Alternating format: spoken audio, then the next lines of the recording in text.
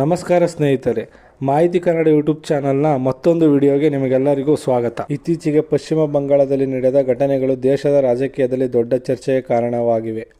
ಒಂದು ಕಡೆ ಪ್ರಧಾನಮಂತ್ರಿ ನರೇಂದ್ರ ಮೋದಿ ಅವರ ಭಾರೀ ರ್ಯಾಲಿ, ಮತ್ತೊಂದು ಕಡೆ ಚುನಾವಣಾ ಆಯೋಗದ ದೊಡ್ಡ ನಿರ್ಧಾರ. ಇವೆರಡೂ ಸೇರಿ ರಾಜಕೀಯ ವಾತಾವರಣವನ್ನು ಗರಂ ಮಾಡಿವೆ. ಮೊದಲು ಮೋದಿ ಅವರ ರ್ಯಾಲಿ ಬಗ್ಗೆ ನೋಡೋಣ. ಕೋಲ್ಕತ್ತಾದಲ್ಲಿ ನಡೆದ ಈ ರ್ಯಾಲಿಯಲ್ಲಿ ಸಾವಿರಾರು ಜನರು ಭಾಗವಹಿಸಿದ್ದರು. ಮೋದಿ ತಮ್ಮ ಭಾಷಣದಲ್ಲಿ ಪಶ್ಚಿಮ ಬಂಗಾಳ ಸರ್ಕಾರದ ವಿರುದ್ಧ ತೀವ್ರ ಟೀಕೆ ನಡೆಸಿದರು. ಕಾನೂನು ಸುವ್ಯವಸ್ಥೆ ಸಮಸ್ಯೆಗಳು, ಭ್ರಷ್ಟಾಚಾರ ಮತ್ತು ಭದ್ರತೆ ಬಗ್ಗೆ ಪ್ರಶ್ನೆ ಎತ್ತಿದರು. ಅವರು ಸ್ಪಷ್ಟವಾಗಿ ಹೇಳಿದ್ದು ಈ ಬಾರಿ ಬದಲಾವಣೆ ಅನಿವಾರ್ಯ ಎಂದು. ಅದರ ಜೊತೆಗೆ ರಸ್ತೆ, ರೈಲು ಮತ್ತು ಮೂಲಸೌಕರ್ಯ ಅಭಿವೃದ್ಧಿಗೆ ಸಾವಿರಾರು ಕೋಟಿ ರೂಪಾಯಿ ಯೋಜನೆಗಳನ್ನು ಘೋಷಿಸಿದರು. ಈ ರ್ಯಾಲಿ ಮೂಲಕ ಬಿಜೆಪಿ ತನ್ನ ಚುನಾವಣಾ ಪ್ರಚಾರವನ್ನು ಗಟ್ಟಿಯಾಗಿ ಆರಂಭಿಸಿದೆ. ಆದರೆ ಇದೇ ಸಮಯದಲ್ಲಿ ಇನ್ನೊಂದು ದೊಡ್ಡ ಘಟನೆ ನಡೆದಿದೆ. ಇದು ರಾಜಕೀಯದಲ್ಲಿ ಇನ್ನಷ್ಟು ಸಂಚಲನ ಮೂಡಿಸಿದೆ. ಚುನಾವಣಾ ಆಯೋಗ ಪಶ್ಚಿಮ ಬಂಗಾಳದಲ್ಲಿ ಪ್ರಮುಖ ಅಧಿಕಾರಿಗಳನ್ನು ತೆಗೆದುಹಾಕಿದೆ.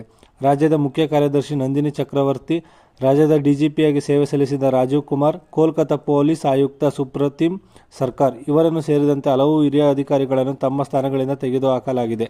ಅದರ ಜೊತೆಗೆ ಇನ್ನೂ ಹಲವು ಪೊಲೀಸ್ ಅಧಿಕಾರಿಗಳು ಮತ್ತು ಕಮಿಷನರ್ಗಳನ್ನು ಬದಲಾಯಿಸಲಾಗಿದೆ ಎಂದು ವರದಿಗಳು ತಿಳಿಸುತ್ತವೆ. ಆದರೆ ಈ ನಿರ್ಧಾರವೇ ಈಗ ರಾಜಕೀಯ ವಿವಾದಕ್ಕೆ ಕಾರಣವಾಗಿದೆ.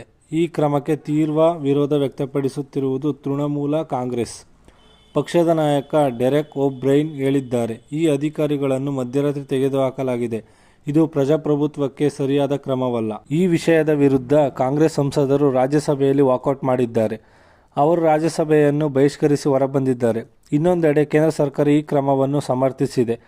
ಕೇಂದ್ರ ಸಚಿವ ಕಿರಣ್ ರಿಜಿಜು ಹೇಳಿದ್ದಾರೆ, ಚುನಾವಣಾ ಆಯೋಗ ಒಂದು ಸ್ವತಂತ್ರ ಸಂವಿಧಾನಾತ್ಮಕ ಸಂಸ್ಥೆ.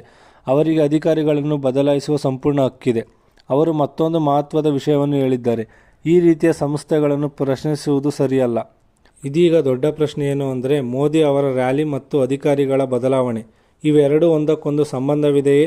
ಒಂದು ಕಡೆ ಮೋದಿ ಅವರು ಬದಲಾವಣೆ ಬಗ್ಗೆ ಮಾತನಾಡುತ್ತಿದ್ದಾರೆ, ಇನ್ನೊಂದು ಕಡೆ ಪ್ರಮುಖ ಅಧಿಕಾರಿಗಳನ್ನೇ ಬದಲಾಯಿಸಲಾಗುತ್ತಿದೆ. ಇದು ರಾಜಕೀಯವಾಗಿ ದೊಡ್ಡ ಚರ್ಚೆಗೆ ಕಾರಣವಾಗಿದೆ. ಇದೀಗ ಚುನಾವಣೆ ಬಗ್ಗೆ ನೋಡುವುದಾದರೆ, ಪಶ್ಚಿಮ ಬಂಗಾಳ ವಿಧಾನಸಭಾ ಚುನಾವಣೆ ಏಪ್ರಿಲ್ 23 ಮತ್ತು ಏಪ್ರಿಲ್ 29ರಂದು ನಡೆಯಲಿದೆ ಮತ್ತು ಮತ ಎಣಿಕೆ ಮೇ 4ರಂದು ನಡೆಯಲಿದೆ. ಒಟ್ಟು 294 ಕ್ಷೇತ್ರಗಳಿಗೆ ಚುನಾವಣೆ ನಡೆಯಲಿದೆ. ಇದು ದೇಶದ ಗಮನವನ್ನು ಸೆಳೆದಿದೆ. ಈ ಹಿನ್ನೆಲೆಯಲ್ಲಿ ಈಗ ನಡೆದಿರುವ ಪ್ರತಿಯೊಂದು ಘಟನೆಗೂ ರಾಜಕೀಯ ಮಹತ್ವ ಹೆಚ್ಚಾಗಿದೆ. ಒಟ್ಟಿನಲ್ಲಿ ನೋಡುವುದಾದರೆ ಪಶ್ಚಿಮ ಬಂಗಾಳದಲ್ಲಿ ಈಗ ಮೋದಿಯ ರ್ಯಾಲಿ, ಅಧಿಕಾರಿಗಳ ಬದಲಾವಣೆ, ಸಂಸದರಿಂದ ವಾಕೌಟ್ ಈ ಎಲ್ಲವೂ ಸೇರಿ ಚುನಾವಣೆಯ ವಾತಾವರಣವನ್ನು ಇನ್ನಷ್ಟು ತೀವ್ರಗೊಳಿಸುತ್ತಿದೆ. ಮುಂದಿನ ದಿನಗಳಲ್ಲಿ ಈ ಘಟನೆಗಳು ಚುನಾವಣೆಯ ಮೇಲೆ ಯಾವ ರೀತಿಯ ಪರಿಣಾಮ ಬೀರುತ್ತದೆ ಎಂಬುದನ್ನು ನೋಡಬೇಕಾಗಿದೆ. ಆದರೆ ಒಂದು ವಿಷಯ ಖಚಿತ, ಈ ಬಾರಿ ಪಶ್ಚಿಮ ಬಂಗಾಳ ಚುನಾವಣೆ ಬಹಳ ಕಠಿಣ ಮತ್ತು ರೋಚಕವಾಗಲಿದೆ. ಹಾಗಾದರೆ ನಿಮ್ಮ ಅಭಿಪ್ರಾಯ ಏನು? ಈ ಅಧಿಕಾರಿಗಳ ಬದಲಾವಣೆ ಸರಿಯೇ ಅಥವಾ ರಾಜಕೀಯದ ಭಾಗವೇ? ಕಮೆಂಟ್ ಮಾಡಿ ತಿಳಿಸಿ. ನಿಮಗೆ ಈ ವಿಡಿಯೋ ಇಷ್ಟವಾದರೆ ಲೈಕ್ ಮಾಡಿ, ಶೇರ್ ಮಾಡಿ. ಇನ್ನೂ ಇಂತಹ ಮಾಹಿತಿಗಾಗಿ ಚಾನಲನ್ನು ಸಬ್ಸ್ಕ್ರೈಬ್ ಮಾಡಿ. ಜೈ ಹಿಂದ್, ಜೈ ಕರ್ನಾಟಕ ಮಾತೆ.